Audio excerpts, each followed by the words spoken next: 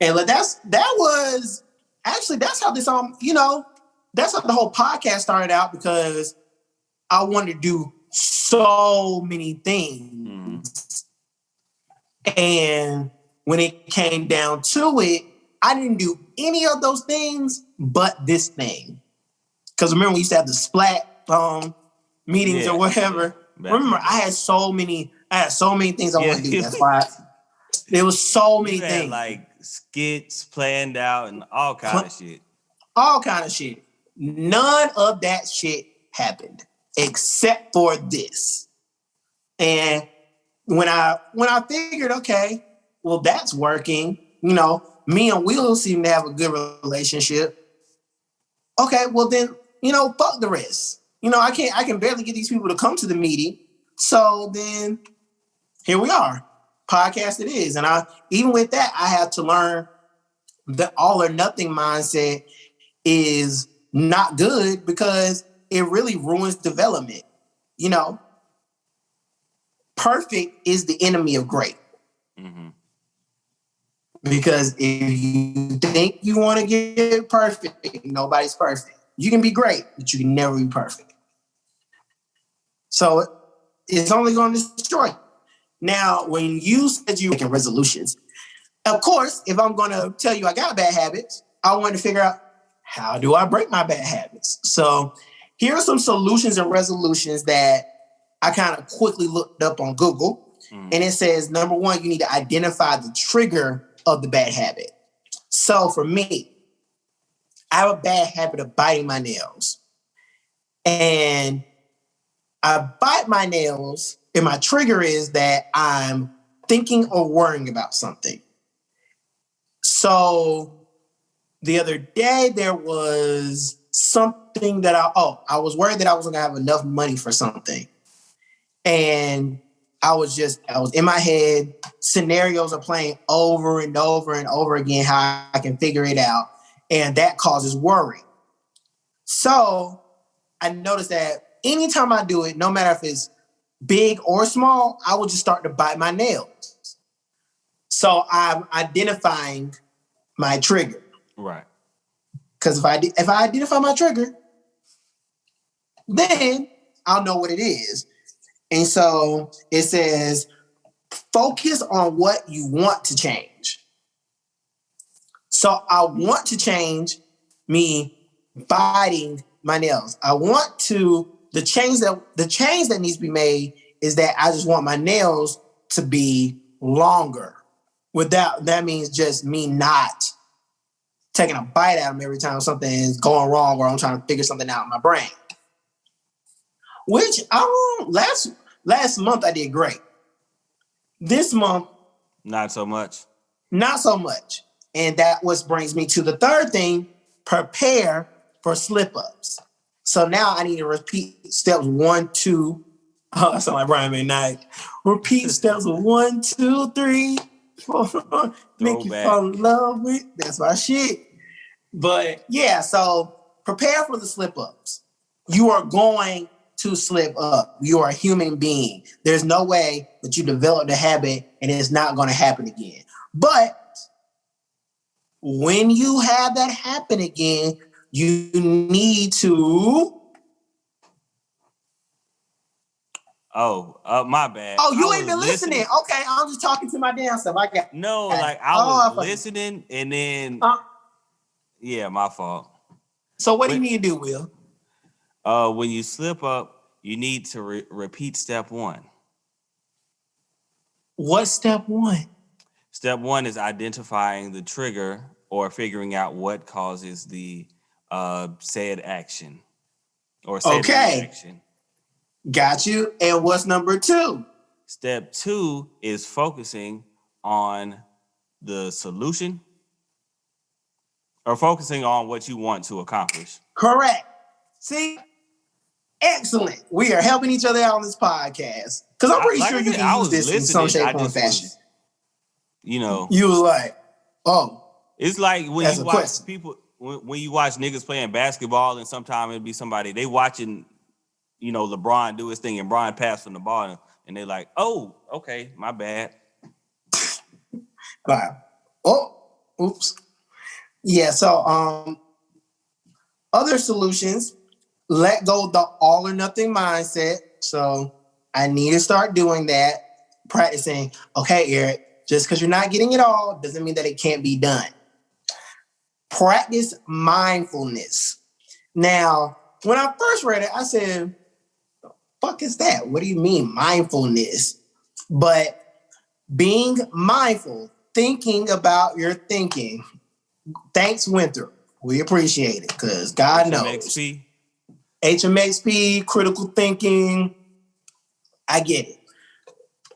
And for me, trying to be as mindful as I can is sometimes hard because I just have so much going on and my mind gets foggy on the day-to-day. It should be this way. It should be that way because this is what I'm doing. Oh, I finally got a routine. Then it starts to, when I want to do something else, now it's breaking up the routine.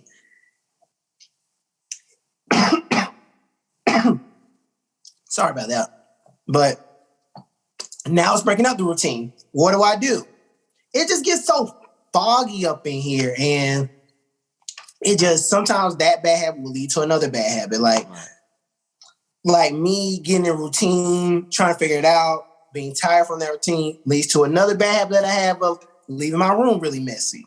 I got to stop that. I have to be mindful of, Eric, when you wash clothes, fold them immediately.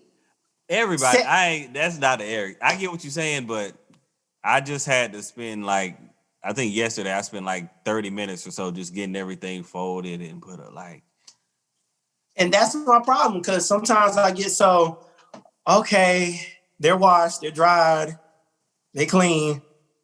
I'm going to iron them anyway. So here we are. But then my room gets really junky because now, okay, well, I don't let this go. Well, I can just put that over there. But now I need to be mindful of, I would like a clean space because a clean space lets me think more clearly, right? Or be more mindful that I had this goal in mind about losing weight and looking a certain way.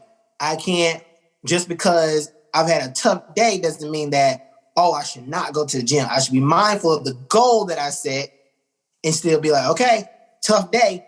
Let's use that energy, put it over here. Transfer that tough day. Right. Okay? You might be upset about it. You might be tired. If you're tired, tired is still a form of energy. Put it over there. Try to work out. Give yourself that option. And enlist a friend's support. Now, I have this because my confidant lives with me. But at the same time, my confidant is really busy. Mm-hmm. My confidant has a full-time job. She has her own small business she's working on. But also, she lives her life to the fullest. She don't play that. She wants to go out, have fun, enjoy her other friends, travel, go to some of the best restaurants and take some of the best pictures there are to take. So that's when it comes into, I don't like asking for help. Granted, not to say you she don't wouldn't want to feel like you bothering somebody or you slowing them down or shit like exactly. And sometimes I just feel like with all the stuff that I have going on, that will slow somebody down because I have a lot. But then again, that's what I have a therapist for. So even though, oh my God, I had my week. I got off of work and I was so tired. I slept through the call. They kept calling me. It was like, hey, you got a meeting today. Slept right through it. Woke up back. You do a phone session or they were calling you to let you know to come in? Yeah, they were no, it's a video phone session. Oh, video. Okay, got you. So they called me to let me know, hey, your therapist is there. So I really have to give him a really big apology. So June 14th, Mr. Golan is going to get all of me. I got to write down everything I want to talk about because I only got 45 minutes with him. So I really got to book him. But yeah, so those are the things that I'm going to practice in order to make sure that some of these bad habits go, not per se go away, but that I'm doing better with them. I know how to help what I'm trying to say. I know how to deal with them in a more healthy manner.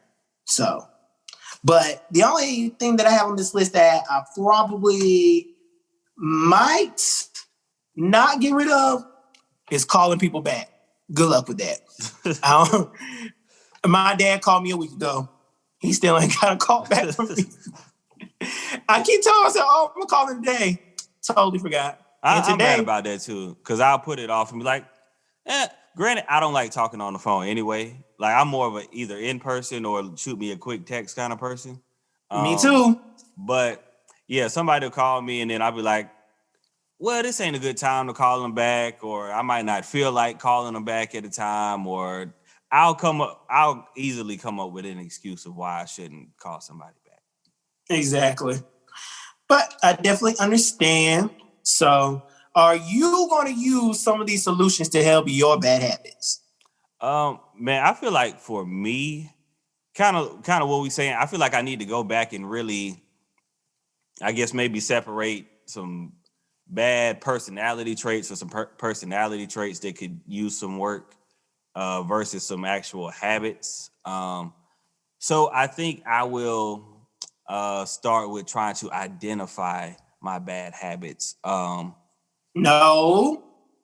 Well, identify what triggers. No, but this is what I'm saying. I need to figure out what they are first. Oh, what they are. Yeah. Like, okay, is this a personality trait or is this a habit? Right. So then I can figure out, okay, what's triggering this and kind of go from there. Okay. Understood. I understand. Now, for those that are listening to the podcast or watching us on YouTube, and you do have these bad habits, like we said, and maybe we should really do an episode about bad habits and personality traits to see, are you a superhero or are you a mutant type of thing, Mm-hmm. So try to identify what your bad habits are, identify what triggers those. Of course, what's this? Oh God, I forgot my second one. But focus on what you want to change. Prepare for slip-ups because you're not perfect. You are going to slip up. Let go of your all or nothing mindset if you have one, and practice mindfulness and get a friend involved. It's okay to ask for help. And I know it's easier said than done because it's still hard for me because we all want to do things either our way or we just, kind of shy about asking.